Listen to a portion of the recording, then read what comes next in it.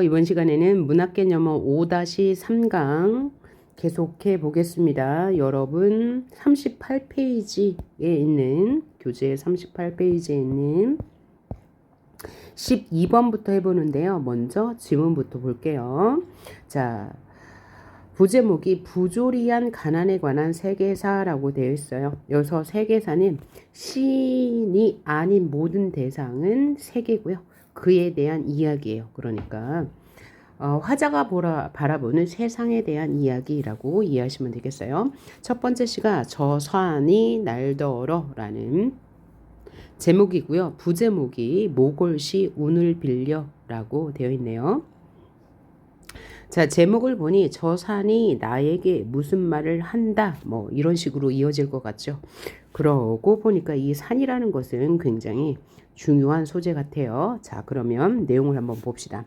저 산이 날더러는 흙이나 파먹으라고 한다. 산이 나에게 말을 한대요. 그러니까 일단 의인법은 있는 거고요.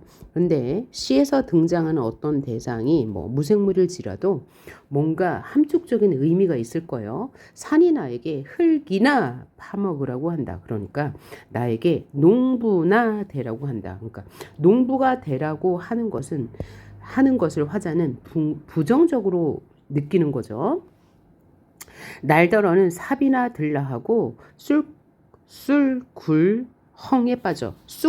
빠져 쑥이나 되라고 한다. 그럼 사는 나에게 뭘까요? 좀 궁금증을 가지고 읽어보셔야 되겠어요. 늘 퍼진 날 산은 쑥국새 울고, 여기서 늘 퍼지는 조금 늘어진 이런 식으로 해석하면 되겠죠. 그러니까 기운이 없는 날이라고 해석하면 될 것 같아요. 또 산은 했네요.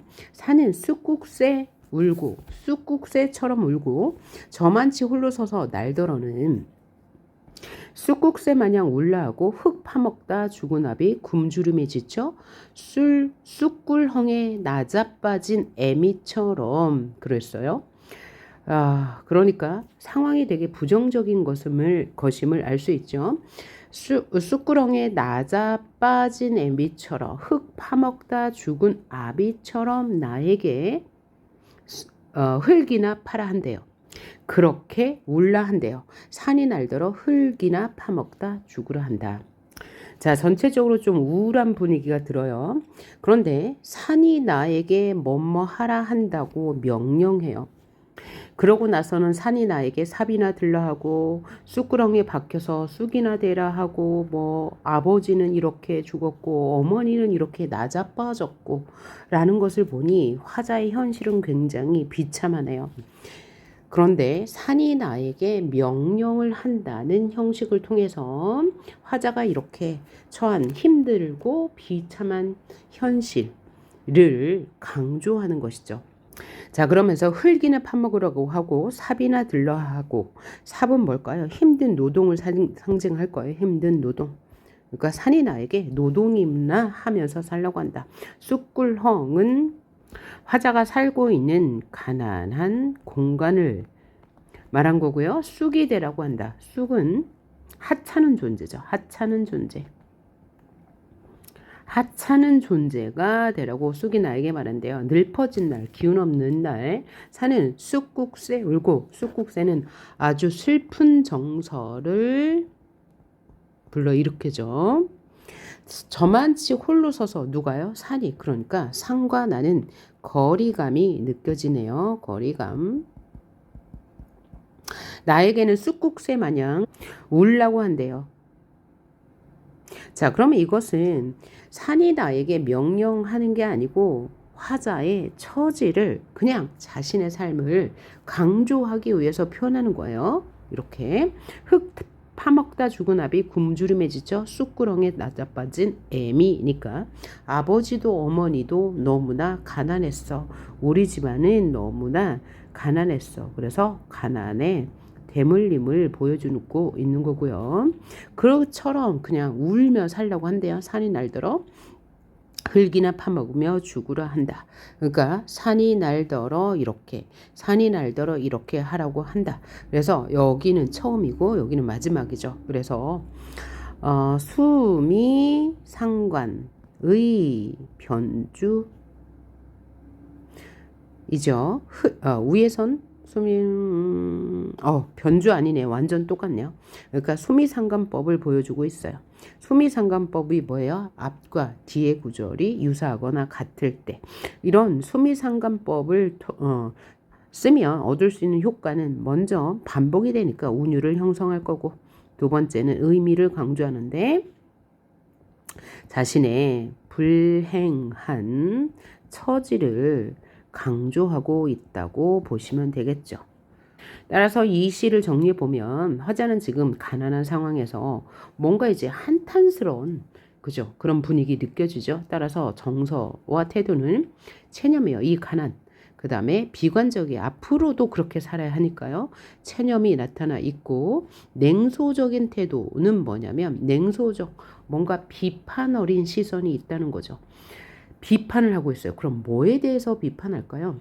이 현실에 대한 비판이죠. 자신이 이렇게 살 수밖에 없는 현실에 대한 비판이라고 생각하면 돼요. 냉소적 태도는 비판적 태도랑 같은 말이기 때문입니다. 따라서 주제는 고달픈 삶에 대한 비판이라고 할 수 있습니다. 다음 시를 보니까 신경님의 농무예요. 농무는 뭐냐면 이제 농부들이 농사일을 다 끝내고 나서 함께 마을 사람들이 모두 모여서 페스티벌, 축제를 하는 그런 전통이거든요. 그런데 시를 한번 볼게요. 징이 울린다, 막이 내렸다. 오동나무 전등에 매어 달린 가설무대, 이곳이 바로 농무를 쳤던 공간일 건데 처음부터 징이 울린다, 막이 내렸다 라고 했어요.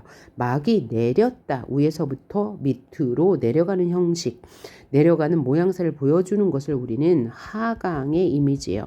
하강의 이미지라고 합니다. 대부분 하강의 이미지는 부정적인 어떤 의미를 함축하고 있어요. 그러니까 농무가 제목인데 처음부터 막이 내렸다고 했다는 것은 이 농무라는 축제가 즐겁지 않다는 이미지를 보여주고 있는 거예요. 자, 오동나무 전등에 메어 달린 가설 무대에서 이 농무라는 축제가 끝났습니다. 구경꾼이 돌아가고 난 텅 빈 운동장. 여기서 왜 그냥 운동장이 아니고 텅 빈 운동장이라고 했냐. 화자의 마음이 쓸쓸함을 보여주는 거예요. 화자의 마음이 너무나 쓸쓸해. 그래서 저 운동장이 텅 빈 것 같아 라고 하는 거죠. 이렇게 화자의 마음을 보여주는 대상을 우리는 객관적 상관물이라고 해요. 객관적 상관물은 화자의 마음을 보여주는 소재를 말하는 거예요. 이런 객관적 상관물은 세 가지의 형태로 나타나요. 첫 번째는 화자의 마음을, 심정을, 정서를 부각하고 강조하고 심화하는 소재입니다. 이것이 바로 화자의 심정을 부각, 강조, 심화하는 소재가 되고요. 두 번째는 객관적 상관물, 즉 화자의 어떤 정서를 불러일으키는 대상은 대비로도 나타나요. 대비는 뭐냐면 화자의 정서와 반대되는 정서를 보여줘요. 펄펄 나는 저 꾀꼬리는 암수서로 정다운데 외로울사 이내 몸은 네와 함께 돌아갈고 라고 하면서 저 꾀꼬리가 암수서로 정다운 걸 보니 내가 더 외로워 라는 마음을 강조하는 거거든요. 이때는 대비고요. 하나는 감정이입입니다. 감정이입이라는 것은 화자의 감정을 어떤 대상에게 이입, 전가시켰다는 거예요. 새가 운다, 촛불이 눈물을 흘린다 이런 거죠. 이럴 때는 화자의 감정과 대상의 감정이 뭔 거예요? 일치하는 거죠. 이런 것을 우리는 의인법이라고도 하죠. 자, 이렇게 구경꾼이 돌아가고 난 텅 빈 운동장에 있으니까 화자는 지금 쓸쓸함을 느끼고 있는 거예요.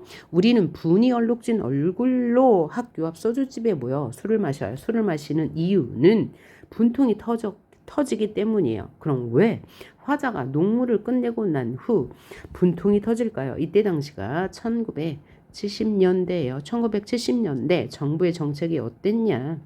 추곡. 자, 정부가 추곡 수매 정책으로 농가에서 지은 이 생산물을 한 번에 사들여요. 이 결과물이 나오기도 전에. 그럴 때 이 가격을 매우 낮게 책정했고요. 그래서 지금 농사일을 다 끝냈지만 남는 게 없어서 허탈한 마음일 거고요. 또 하나는 정부가 또 농산물 수입 개방 정책을 펼치던 시기예요. 그러니까 우리 농산물은 이 수입 농산물에 비해 가격이 월등히 비싸죠. 그래서 남는 게 없는 이런 현실을 지금 개탄하고 있는 거예요. 그래서 우리는 분이 얼룩졌다를 두 가지로 해석할 수 있어요. 첫 번째는 녹물을 출 때 분장을 하죠. 얼굴에 화장. 그런 화장에 분이 될 수도 있고요. 두 번째는 진짜 울분이 얼룩진 얼굴로 소주집에 앞에 가서 술을 마셔요. 이런 표현법을 의미를 두 가지 이상으로 해석할 수 있어. 이런 표현법을 우리는 뭐라 그래요? 중의법이라고 해요. 중의법을 통해서 이 화자의 울분을 강조하고 있죠. 자, 그리고 우리는 이라고 해서 화자가 겉으로 드러나 있는 거예요. 우리 안에 나라는 화자가 포함되어 있으니까 이런 화자를 표면화된 화자라고 하죠. 자, 이렇게 분이 얼룩진 얼굴로 학교와 소주집에 가서 이 분을 삭히기 위해서 술을 마셔요. 답답하고 고달프게 사는 것이 원통해서 술을 마셔요. 꽹가리를 앞장세워 장거리로 나섰어요. 원래 이렇게 농물을 출 때요. 이렇게 공연을 마치고 나면 마을을 한 바퀴 삥 도는 그런 풍습이래요. 그래서 장거리로 나섰죠. 자, 그러면 장소의 이동이 있네요. 첫 번째 어디 있었어요? 가설무대. 그죠? 가설무대는 텅 빈 운동장 안에 있었고요. 그 다음에 장거리로 장소의 이동에 따라 시상이 전개되고 있습니다. 장거리로 나서면 따라붙어 악을 쓰는 건 쪼무레기들 뿐 없어요. 자, 그러면 쪼무레기들은 노동력이 없는 아이들이죠. 그럼 노동력이 있는 젊은이들은 다 어디로 갔어요? 이촌향도 현상을 보여주는 거죠. 도시로 갔어요. 농촌을 떠나서 도시로 갔어요. 왜? 아무리 해도 뭐 이득이 없으니까요. 저 도시로 가서 노동자가 되었겠죠. 그래서 슬픈 거죠. 쪼무레기들만 남았는데 처녀애들은 기름집 담벼락에 붙어서 철없이 낄낄대요. 왜요? 철이 없어서요. 철이 없어. 세상 돌아가는 일을 모르니까 낄낄대고 있고요. 보름달은 밝아 어떤 녀석은 꺽정이처럼 울부짖고 또 어떤 녀석은 서림이처럼 헤매댄대요. 왜 임꺽정과 서림을 끌고 왔을까요? 자, 봐봐요. 임꺽정은 조선시대의 의적이었죠. 그죠? 그 다음에 서림이는 의적 밑에 붙어 있던 같이 노는 아이였어요. 그러면 첫 번째 이유는 뭘까요? 임꺽정과 서림이를 끌고 온 첫 번째 이유는 조선시대에 이들이 의적이 될 수밖에 없었던 이유는 사회의 부조리 때문이죠. 이 사회 조선시대의 부조리는 뭐예요? 이 탕가놀이들의 행포일 거예요. 그런데 그런 부조리들이 현재까지 지속되고 있다라는 것을 강조하기 위해서 하나, 두 번째는 임꺽정 같은 경우에는 조선시대 아주 남다른 힘과 재주를 가지고 있었죠. 하지만 신분적 한계 때문에 그 힘과 재주를 적절히 쓸 수 없었어요. 그래서 한이 많죠. 따라서 임꺽정이 그렇게 재주가 많았지만 한스러운 삶을 살 수밖에 없었던 그 이야기와 현재 농촌의 현실은 같다. 라는 것을 강조하기 위해서 꺽정과 서림이를 등장시켰다는 얘기예요. 자, 그런데 또 자세히 들어가면 여기까지만 합시다. 그러니까 임꺽정과 서림이를 이 시에 등장시킨 이유는 그 조선시대의 사회 부조리가 현재까지 지속되고 있다. 또 하나는 임꺽정의 한이 현재 농촌에서 살아가는 농부들의 한과 같다. 라는 이야기를 강조하고 싶어서 이 두 인물을 등장시켰다는 것 알아두시면 되겠어요. 자, 그들이 이렇게 해대지만 어린아이들이 꺽정이와 서림이처럼 이까지 산구석에 처박혀 발버둥 친들 무엇하랴 라고 서리법을 썼네요. 그러니까 발버둥 쳐봤자 소용이 없다. 반대 의미의 평서형으로 바꾸면 된다고 그랬죠. 그러니까 체념이에요. 체념. 아무리 애써봤자 이 농촌의 현실은 변하지 않을 거야. 조선시대의 그런 부조리가 현재까지 지속돼 온 것처럼 이라는 느낌을 가지고 있어요. 그래서 비료값도 안 나오는 이 농사 따위야 아예 옆편녀에게나 맡겨두고 세전을 돌아 도수장 앞에 가면 아까 장소의 이동 세전 도수장으로 이동했네요. 우리는 점점 신명이 난대요. 지금까지 계속 암울한 분위기였는데 갑자기 신명이 날까요? 안 나요. 그래서 얘는 표현법이 반어법이에요. 반대로 표현한 거죠. 화자의 감정이 더 슬퍼져요. 그리고 상황적 역설도 됩니다. 왜냐하면 도수장이 뭐 하는 곳이에요? 짐승을 죽여서 팔기 위해서 막 이렇게 그렇게 하는 그런 도축장이란 말이에요. 도축장. 그러면 이 도축장에는 소도 있고 돼지도 있을 거예요. 소 같은 경우에는 뭐예요? 농사에 이용되는 그죠? 농기구로도 썼단 말이에요. 그러니까 이렇게 슬픈 현실을 강조하기 위해서 상황적 역설과 그죠? 반어법을 썼다는 거예요. 그리고 이 소라는 짐승을 생각하지 않아도 짐승을 죽이는 도축장에 와서 신명이 난다는 것도 모순이죠. 그래서 역설이라고 더 한번 이해할 수 있고요. 그럴 때 한 다리를 들고 날라리를 불거나 고갯짓을 하고 어깨를 흔들거나 라고 하면서 시가 끝나는데 여기서는 이게 뭐 이렇게 해석할 수 있어요. 첫째는 이렇게 힘든 현실을 춤이라는 몸짓으로 표현한다 라고 해석할 수 있고요. 두 번째는 이렇게 해석하는 경우도 있습니다. 한과 울분을 낙천적으로 받아들인다는 거죠. 두 가지 다 해석이 가능합니다. 자, 그래서 이 시는 굉장히 유명하고도 중요한 시입니다. 자, 우리 민족의 농촌의 1960년대, 70년대 이 농촌의 암울한 현실을 농무라는 춤을 통해서 압축적으로 보여준 시죠. 화자는 지금 농무를 추고 또 끝나고 난 후에 울분을 느끼고 있어요. 따라서 정서는 비탄이 될 거고요. 사실적으로 보여주고 있죠. 이 농촌의 현실을. 그리고 그림을 그리듯이 이런 상황들을 보여주니까 묘사적이고요. 현실을 비판하고 있죠.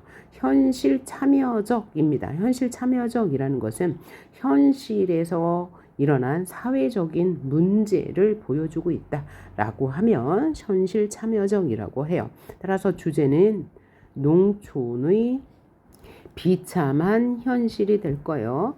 그 다음에 특징은 뭐야? 장소의 이동에 따라 시상이 전개된다는 것.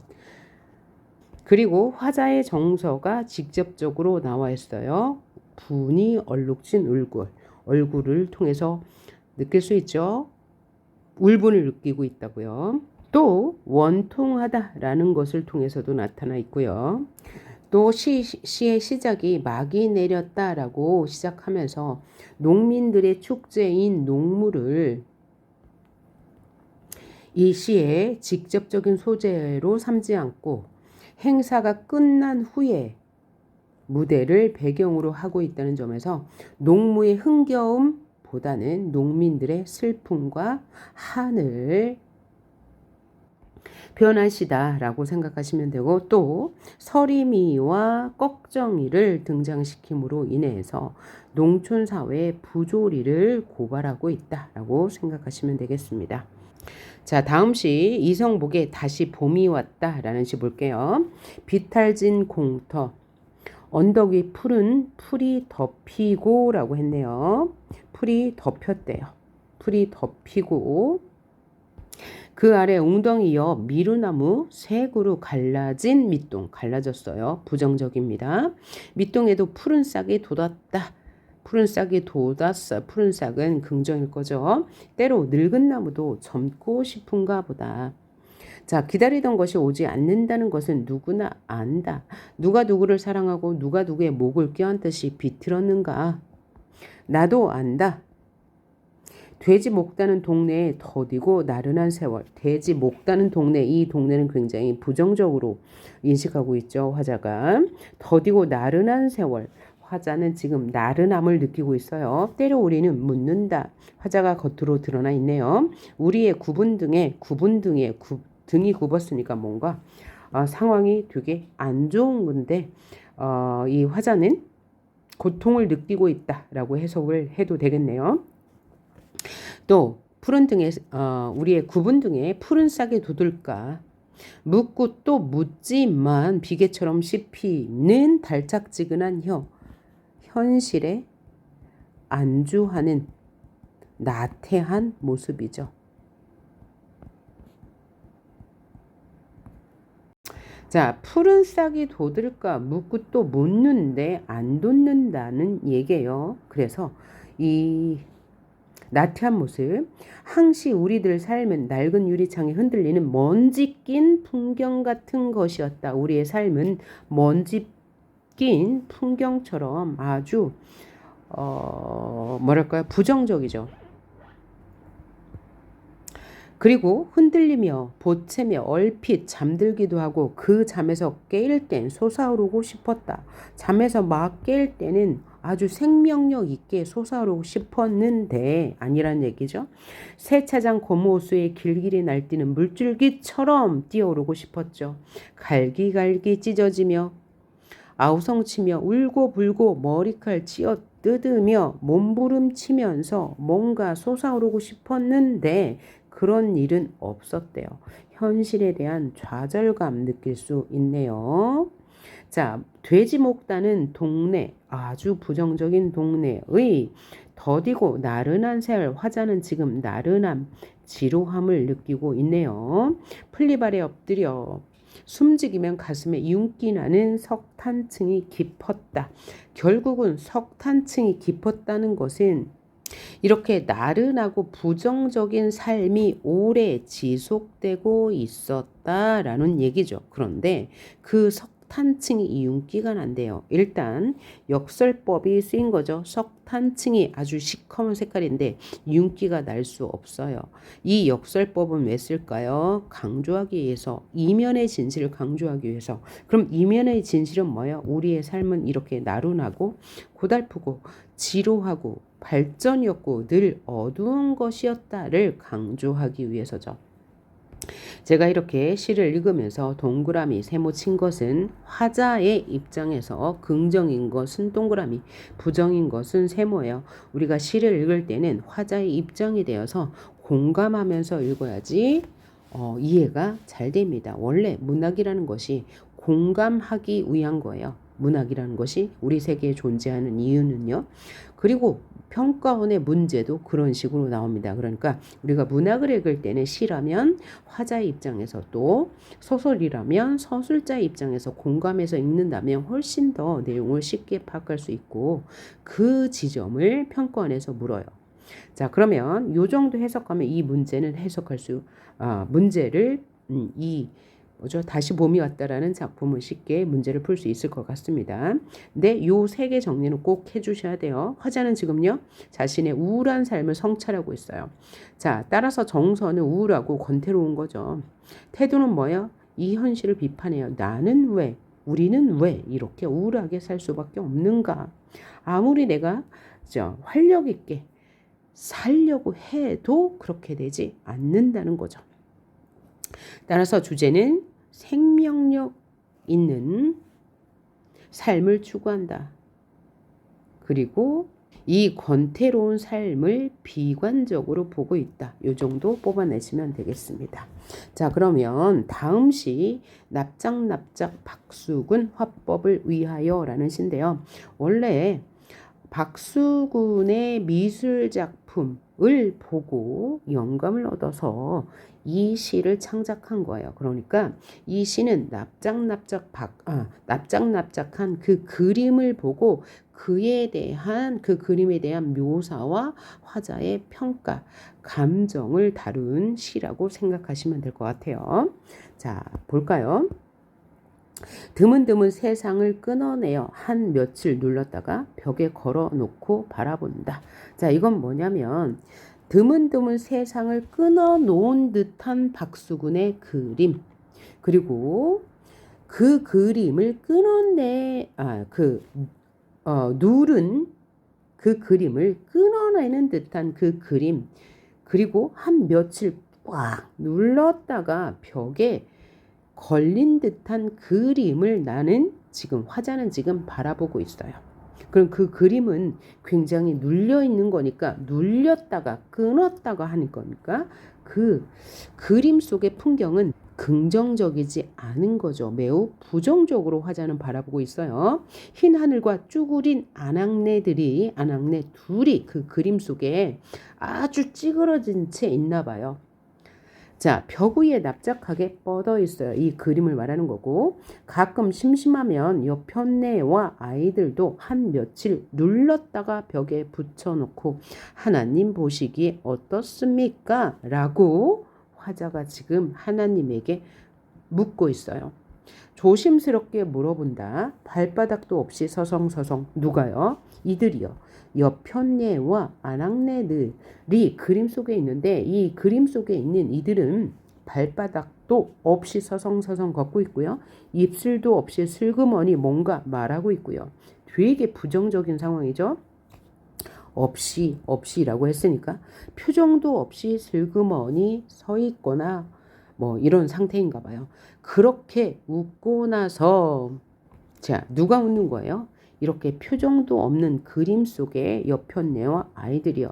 피도 눈물도 없이 바짝 마르기라는 뜻은 피도 눈물도 없이 바짝 꽉 눌러서 그림을 그렸다.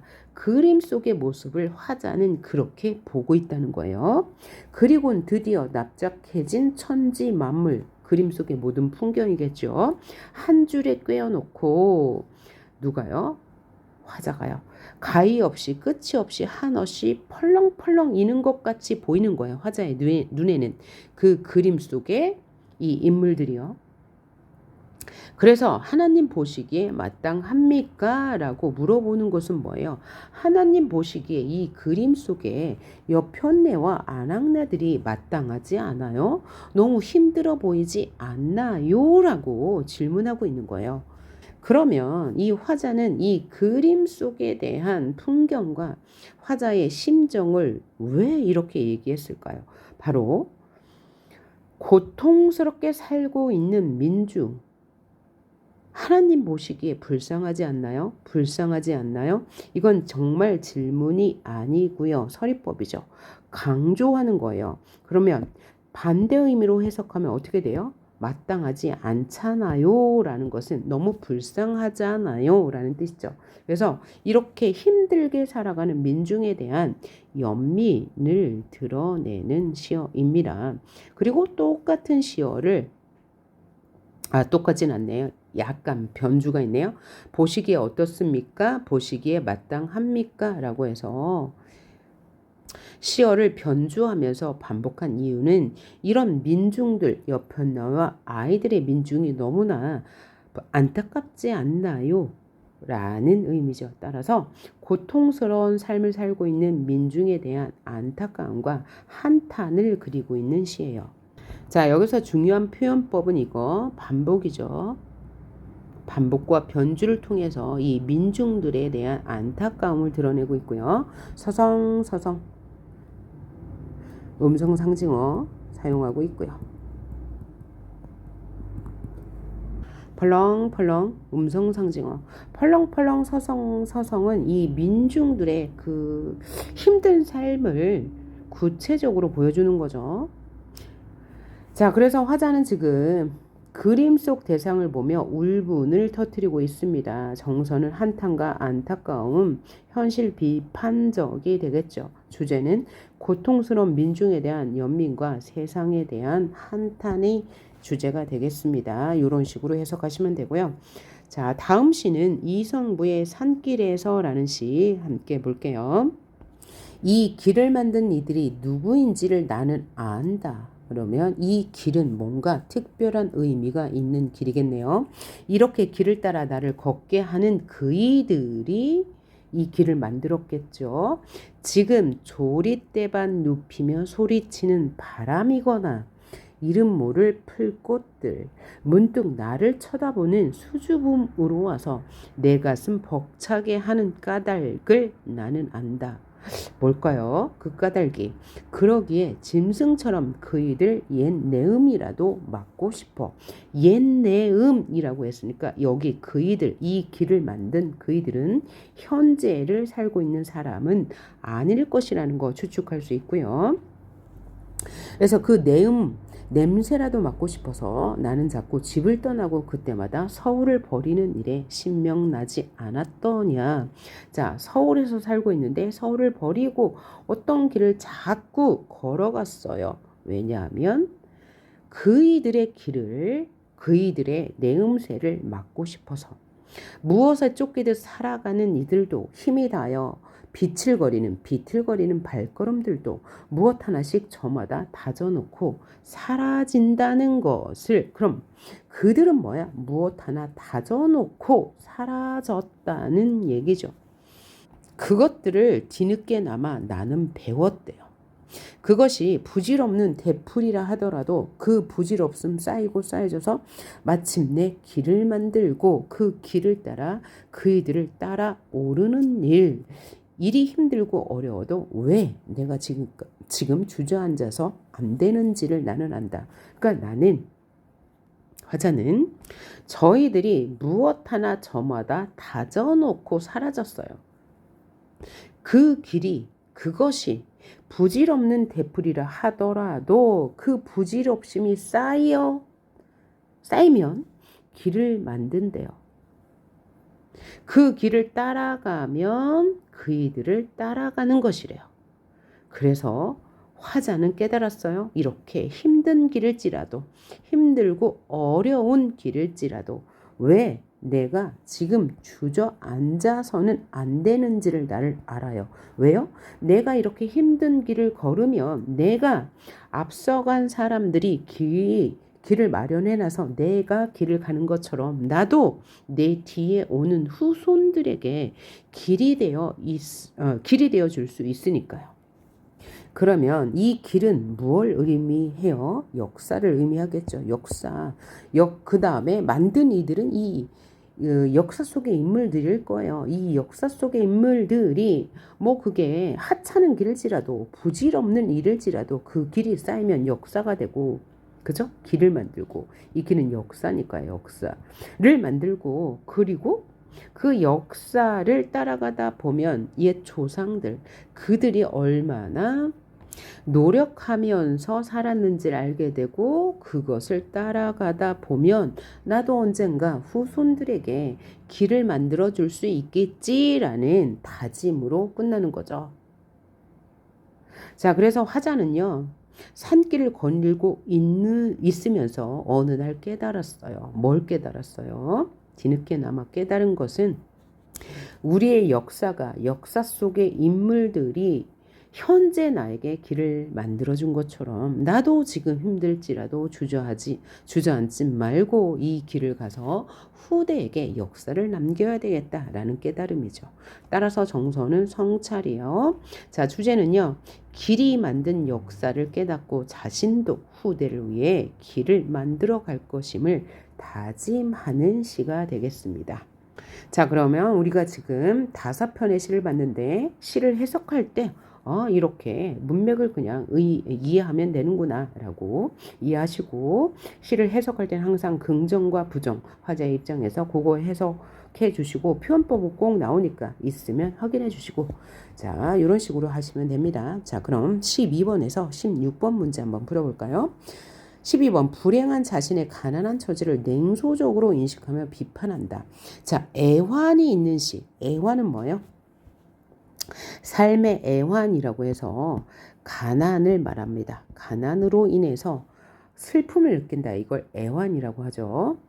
그럼 위 시 5편 중에서 불행한 자신의 가난한 처지를 냉소적으로 인식한다. 냉소적이다, 비판적이다 같은 말이에요. 비판적으로 인식하는 시는 가나다라 마 중에 뭐였어요? 자신의 가난에 대해서 비판하는 시 저산이 날더러라는 시였죠. 그 다음 문제. 생명력이 느껴지는 역동적 행위를 통해서 애환을 초극한다. 자, 생명력이 느껴지는 역동적 행위가 뭘까요? 움직임이 있으면 동적인 거고요. 그 움직임을 역동적이라고도 합니다.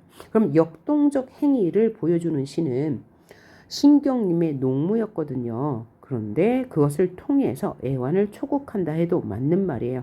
아까 제가 뭐라고 했습니까? 마지막에 한 다리를 들고 날라리를 불거나 고갯짓을 하고 어깨를 흔들거나 에는 그 삶의 고통과 애달픔을 낙천적으로 본다라고 했죠. 그것은 바로 애환을 극복하려는 이겨내려는 의지를 보여주는 거예요. 초극은 뭐냐면 이 현실을 뛰어넘는다라는 얘기예요. 현실을 뛰어넘는다, 초극한다. 따라서 맞는 말이고요. 그다음에 14번.